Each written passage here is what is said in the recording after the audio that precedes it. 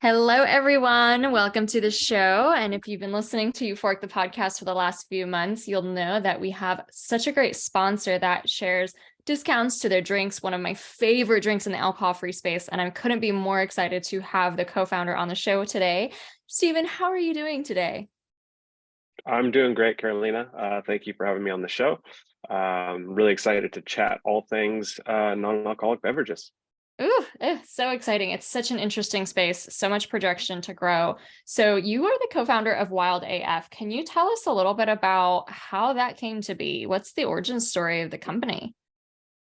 Yeah, so Wild AF was founded by myself, Stephen, and two other co-founders, Tim and Joel. Um, I've known Joel for a long time through athletics. I'm a competitive athlete, and Joel is as well. Joel is also recently sober. He introduced myself to Tim, who he's known through a long time through social circles, and Tim has wine industry experience. So in 2021, a year into the pandemic, I decided that I didn't want to drink in January. I think dry January in 2021 was probably the biggest dry January in a while. I think the pandemic pushed a lot of people towards things that weren't so healthy, and or made them realize, what mattered most to them, self included. During that time, I found some incredible options for non-alcoholic beverages, but primarily beer. I like wine, and there wasn't really any good options available at that time. So I was chatting with Joel. He was feeling the same way, and we got going on it. So 2021, almost no options. And fast forward to now, and there's actually quite a few, not just Wild AF. So there's been a lot of growth in the space. Yeah, that is so exciting. And, I remember when took my first dry January back in 2018, and then I decided to be alcohol free at that point. I got so turned on to this idea of like this alcohol free space, and actually before I decided to become a coach and help people change their relationship with alcohol, I just knew I wanted to do something, and so like my mind was like, oh, should I form a beverage company? Should I find like some kind of online market space that sells these things? I just was so excited to be a part of it. And so I bet that there's people listening right now who like have that kind of desire in their heart too, to just be part of it somehow. So, you get turned on obviously to this lifestyle, you see a need in the market for a product, an improvement and, or, complete innovation in itself too. How do you go from just having the idea to actually implementing and getting your product out there like that? Like, what did you guys came together, but then what happened? Yeah. Yeah, I think you're also alluding to something that underrides, what you're doing and what we're doing too, which is entrepreneurism. And for me, the root of that is thinking about problems, and how one can uniquely solve those. So you mentioned thinking about a variety of things within the non-alcoholic space or within the alcohol-free lifestyle space so in your head you're identifying problems. And for me, this was just a problem. Like I'm constantly thinking of problems and how I can maybe turn those into solutions through business. This one, to me, it was like it was in my face. I was like, there's this great option for beer, there's not for wine. Why can't we have like terroir driven non-alcoholic wine? Why can't I have that experience, that I love, which is, not entirely about the alcohol. Like there's something about wine for me and the connection to the earth and whatnot that's really special. And so I wanted to pursue that. That was the idea. Turns out it's really hard to nail that, to have something that's truly, terroir driven and really replicates that experience. The process, we just started trying, right? Like we're on the internet Googling stuff and trying to figure out like, how does de-alcoholization work? That was step one, right? Like understanding what that is. Like I have no idea when we first had this idea in mind. So we got an understanding of there's really a couple different types of de-alcoholization processes. The more common and best one at this point is spinning cone technology, which basically separates hard matter, or the original fruit, from water and alcohol. Alcohol is removed, the rest is blended back together. And so we found there's a number of providers of that service, and we found one of those, and then kind of just kept going, looking for a way to, without growing it ourselves, buy bulk alcohol wine, began sampling, then just, all of the supply chain pieces to get it actually. And all of this was far more work than we thought it was. And to actually make it work, there's a lot of hiccups, from especially the decision to use cans, which we were really passionate about, both because it's better for the environment, but also because it's a form factor that's easier for a single person to use. Like an entire bottle of wine isn't necessarily, you're not going to sit down and drink 4-5 glasses of non-alcoholic wine necessarily by yourself. And so we wanted to have something that was a little bit easier to consume for, an individual. So yeah, just kind of digging into and relying on some of as we'd find providers of a given service, they'd have knowledge too about somewhere else within the supply chain. But I'd say that, the most important thing was finding partners, honestly, and having those people to bounce these things off of, and hold each other accountable, and keep some optimism and motivation going around, like, hey, we can do this. So yeah.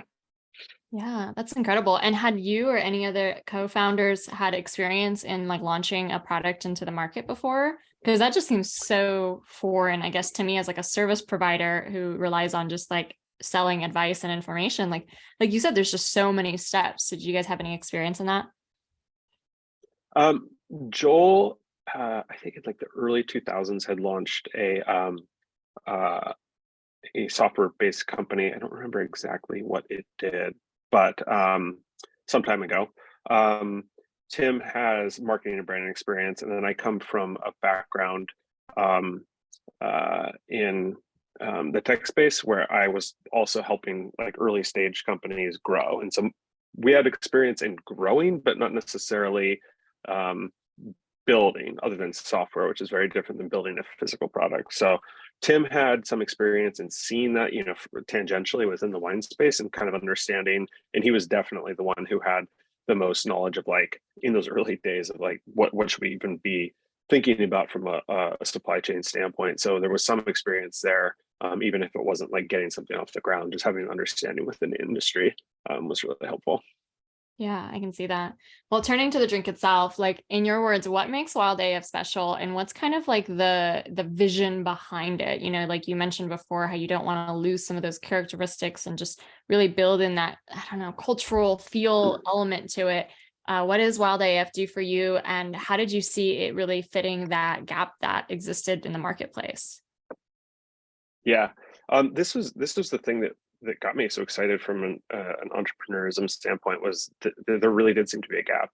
At the time, everything that we could find, and we tried everything at the time, and we've tried most things on market now. Everything at the time was primarily juice, not dealcoholized wine, had added sugar, had a variety of other things, and didn't really taste like wine.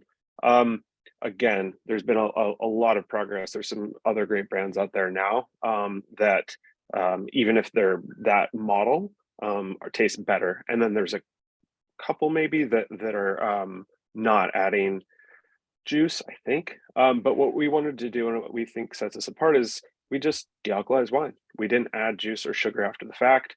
And with our first product, the sparkling rosé, it's 0 calories because we didn't add anything, and the sugars in a dry wine come from the alcohol. So when the alcohol is removed, there's no sugar left. So if you don't add anything and your wine starts dry, there won't be any sugars left in it.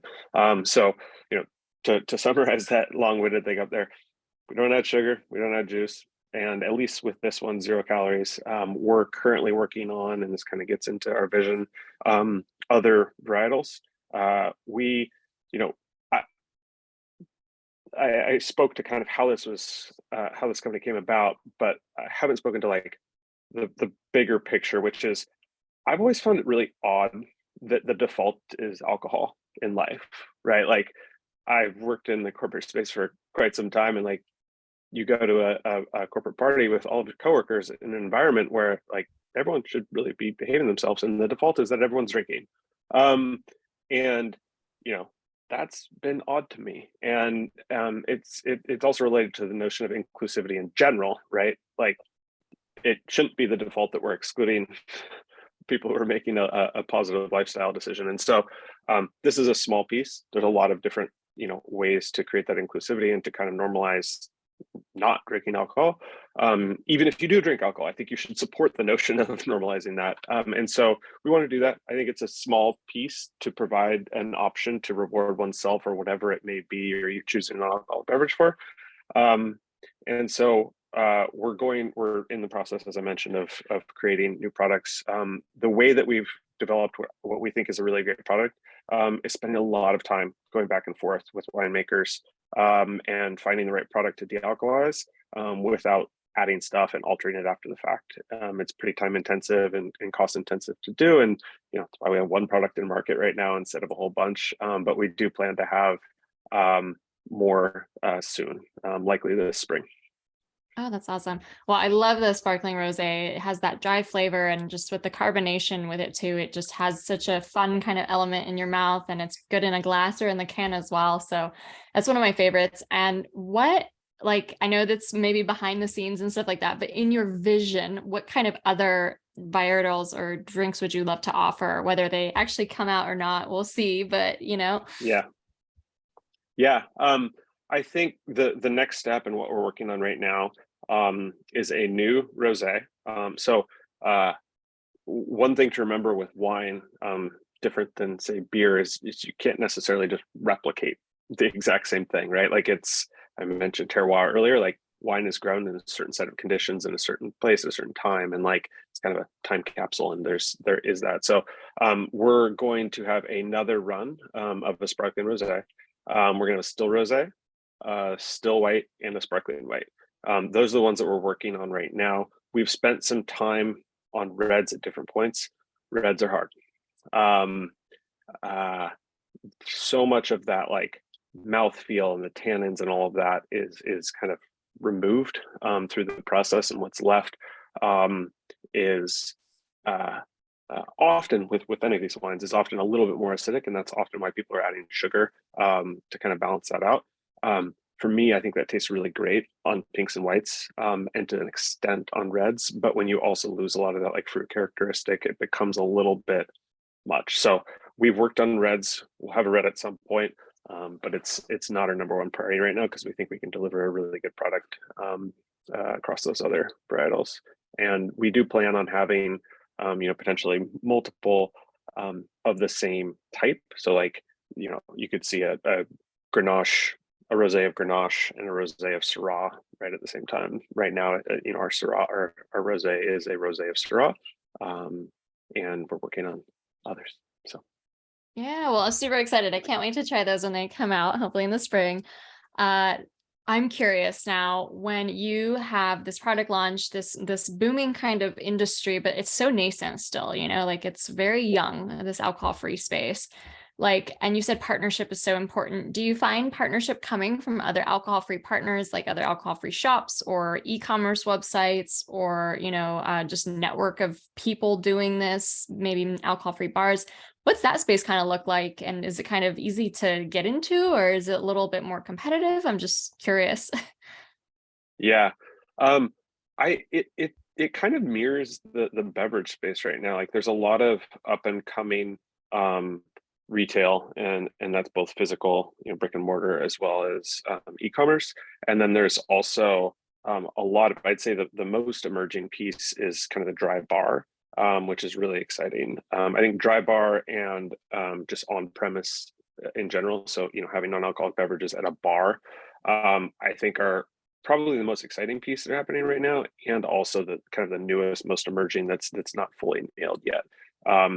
I think the dry bar scene is emerging because I think there's a lot of hesitance or apathy to bringing in non-alcoholic beverages to your traditional bar, and there's people who are like, well, if you're not going to do it, we're going to do it. And I think that's a really exciting part of the industry right now. We are currently all direct to consumer, so on our website we've been talking to a variety of again, both e-commerce and brick and mortar non-alcoholic providers. and hope to have that soon. I think that's probably more likely than, broad scale grocery distribution as our next step.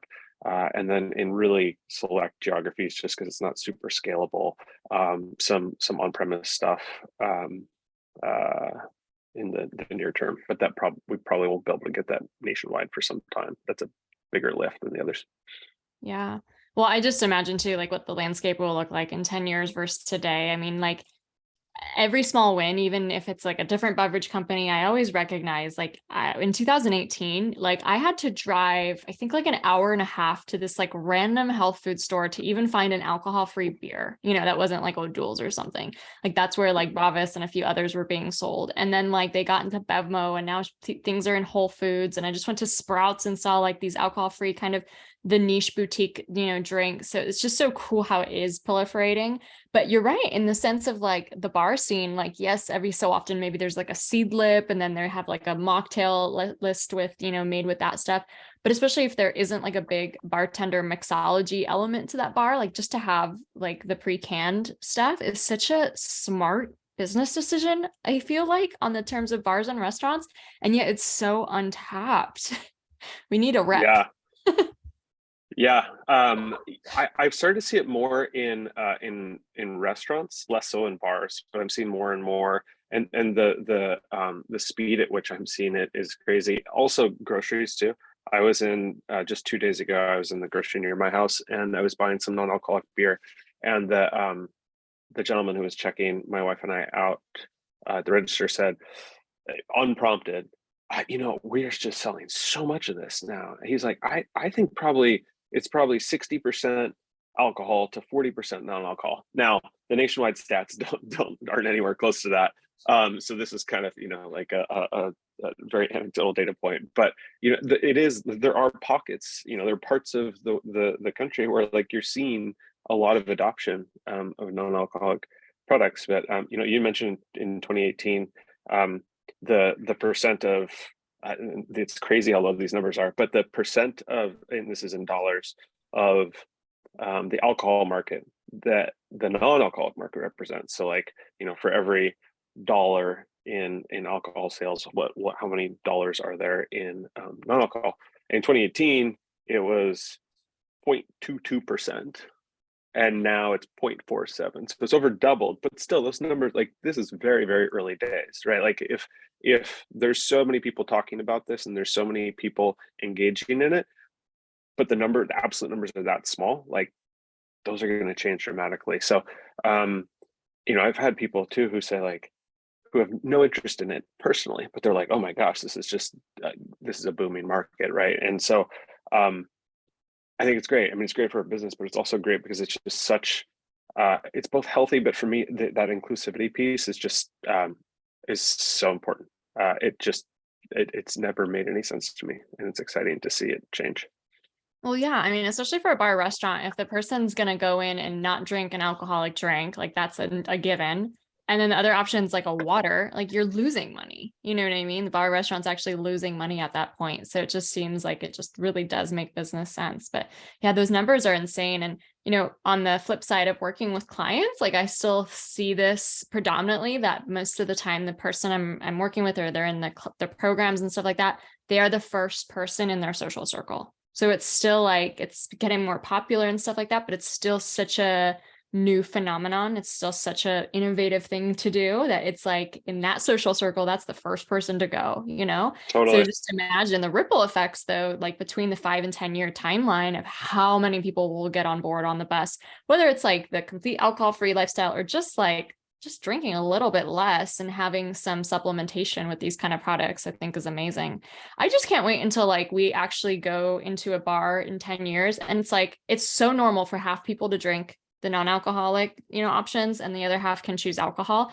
And there's no expectation or pressure to drink alcohol. And imagine what that would do to younger generations, especially coming of age. Like, hello, the only reason I started drinking is because of the social expectation when I was a teenager. Yeah, totally. And we again, anecdotally, we hear that younger folks, and we see this in some of our data, of who's buying products, that they're actually drinking considerably less than people my age and older. So people in their like mid to late 20s, early 30s, who are kind of coming out of that hyper social world, and they're like, wait a minute, like, why am I still doing this? And so yeah, it's, I mean, the like segments of people who are buying this types of products is just an interesting topic in general to me. You know, there's the segment of people who have chosen to not drink alcohol, and I'm guessing that has also grown in the pandemic. But I think the number of people, and I'm guessing the number of people who still drink alcohol but are trying to cut back has actually grown more. The Another fun stat is, of people who are buying non-alcoholic beverages, I think this was in 2022, 82% of them are also purchasing alcohol, not at the same time, right? But like they do consume alcohol. And so, you know, obviously people with who aren't drinking alcohol, there's few, that is not an option. So having non-alcoholics is, you know, very nice. But there are also this large segment of people who are just like, I've got stuff I have to do tomorrow. I want to perform at my best, or, you know, I want to get away from the notion of like using this as my reward system. Like they're like, even if you put aside the physical issues with alcohol, and it's terrible for your body, there's also the mental component of like, oftentimes people are using this as like their, you know, dopaminergic reward system. And like, for some people that's not a great solution. And I also think that non-alcoholic beverages, for some people, it's not their thing, it's not good for them, but for some people it does provide that without the physical impact. So there's so many different reasons why people are choosing to abstain and or, you know, consume non-alcoholic beverages, which also adds, you know, a lot of texture to the space, and is interesting.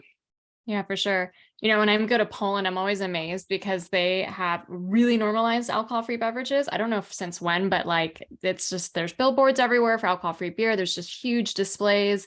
And even when I go to like my cousin's house, their fridge is filled with like half non-alcoholic beers, and they drink normal beers too. But they're like, well, you know, if we're taking care of the baby, or we're driving, or we have friends over, like we just have these options. Like they even serve non-alcohol like wine at their wedding. And I was like, you would never see that in the States. Like that's not the thing yet here. Hopefully it will be soon, but I think that's just incredible as well. And I just know for me personally, like when I was deciding to take a break from alcohol and go alcohol free, like these beverages made the whole difference, because it was that treat for me. It was that like reward of like, oh, you've had long, hard day or long, hard week, or, you know, you woke up early for 5 days straight. Like now it's Friday, right? So like it just really functioned as that treat, right? And like I think inherently it's built into that culture in that way. And so then just to like go to a tap water, it can often remove that kind of special element. You know, obviously I love water. I drink a lot of water, but in that beginning stages, like having that same like, ooh, I get to try this new drink. And especially the exploration that came with it. Like I get to try this one, I get to try that one, you know, like it totally did not make me feel deprived, which I think was really key, and getting so excited about being alcohol free, you know? And nowadays, like I love to try the drinks, you know, I usually do drink water at the end of the day, though it's not the same as it used to be, but it was so helpful at the beginning. Yeah, for sure. Yeah, I reward myself with what my kids call spicy water too. So like it gets back to like why we started with a sparkling product, and I think also why beer works so well is the things that are sparkling kind of give you that feels a little bit more like a reward. I'm not really sure why, but it does. And so yeah, the sparkling beverages are a bit easier to produce. Yeah, yeah. So a few weeks ago, I believe Gary Vaynerchuk had this reel that went really big about how the non-alcoholic space is going to explode. He was specifically talking about beverages and mocktails and such. And he really wasn't talking about the philosophy whatsoever about being alcohol free or why someone would choose to drink those beverages. He was only talking really about how much business sense it makes. Did you see that? And like, what did you think of that? And what do you think that's saying about the kind of evolution of this space? Yeah, I did see that. I mean, I agree from a business standpoint. Like, I don't think there's any denying that, you know, and the numbers back it up, that this is a growing industry. It's hard for me to think that this is a like temporary moment. I did see an article in the Atlantic a few weeks ago that put out I'm going to call it a theory, that in the history of the United States, we as a culture have fluctuated between high alcohol consumption and low alcohol consumption. And there was, some anecdotes to back that up. And that we get to these edges and then, go regress to the mean. I have no idea if that's true or not. I think it will continue. I think in general, there's been, I actually saw, I think you had posted something around like cigarette usage, right? And at one point, it was widely believed that they weren't bad for you, right? And then we learned more and more and more, and we're learning more and more, right? Like 10 years ago or whenever, said like having a glass of red wine a day is good for you because it has resveratrol and it's like great for your heart. And that may be true, but the negatives, right? The actual alcohol, which is not resveratrol, like offsets like alcohol is terrible for your cardiovascular system. My wife worked in the medical space for a while in cardiovascular, and like I believe this is true. I'm not 100% sure, but I think more people die from cardiovascular issues than liver issues with respect to alcohol. And so I think that like as people are starting to become more and more aware of these sorts of things, that it's only going to fuel this more. I do think that the pandemic was a piece of this, but if you look at the data, the non-alcoholic beverage consumption space was already growing before 2020. It jumped quite a bit in 2021, less so in 2022, but like I don't think there's any denying that there's some component of that. So yeah, I mean, I think the fact that it is a big business opportunity is going to bring more attention to it in of itself. I don't think that's necessarily a bad thing, right? Like I think it will bring more options to folks. I think that entrepreneurs will generally start from a place of trying to like genuinely solve a problem as opposed to just, make a ton of money. I think if big money comes in, it's going to be more in the way of funding as opposed to like founding, if that makes sense, funding and or acquiring, which is also what happened in, the alcohol space, I don't know, 10, 15, 20 years ago when there was so much buying of businesses by those larger beer brands. So I think we're a ways off from that, but I generally, agree that the space is going to continue to grow. I'd love to give Gary some wild AF. So if you're listening, hit us up and we'll get you some. All right, Gary, you heard that. It's in writing. It's in the podcast. We'll get you some wild AF. All right, let's just end with a few more questions. What are your goals for 2023? They could be personal or it could be to do with the brand, but like, what would you see? What would you love to happen? Oh, goodness.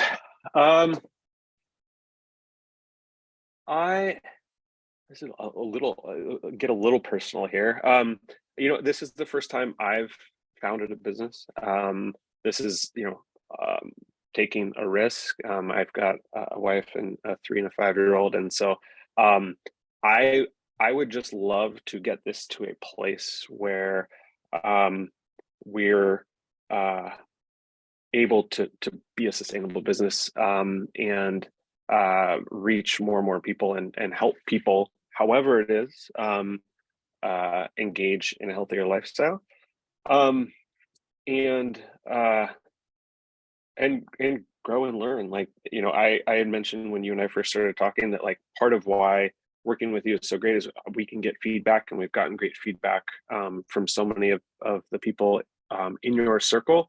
And so I'd love to, and I think the reason we got to where we are with our product is that growth mindset. So I'd love to just learn more about the space and the people involved. I mentioned like the different segments of customers in this space. It would be a huge win for us to just understand the space better and to grow and learn with it. Yeah. Well, if anyone listening wants to, share anything, obviously with feedback with Stephen, that'd be amazing.